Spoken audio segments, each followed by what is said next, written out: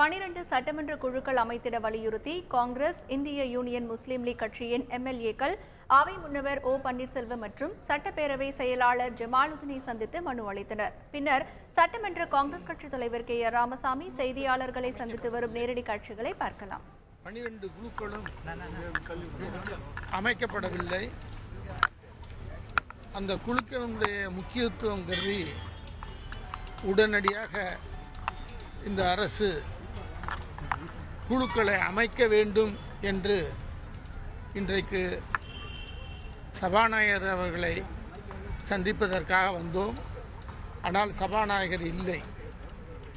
அங்கே இருக்கக்கூடிய செயலரை சந்தித்து நாங்கள் ஒரு மனு கொடுத்திருக்கிறோம். அந்த மனுவிலே சட்டத்திற்கு உட்பட்டு சட்டமன்ற விதிகளுக்கு உட்பட்டு நீங்கள் உடனடியாக குழுக்களை அமைக்க வேண்டும் என்று சொல்லியிருக்கிறோம். அதை ஏன் இவ்வளவு காலதாமதமாக ஆகிறது என்றதை கேட்டதற்கு இருக்கக்கூடிய சூழ்நிலைகள் காரணமாக செய்ய முடியவில்லை. நீங்கள் கொடுத்த மனுவை சபாநாயகர் அவர்கள் வந்தவுடன் கொடுத்து அதற்குரிய நடவடிக்கை எடுப்பதாக சொல்லியிருக்கிறார்கள்.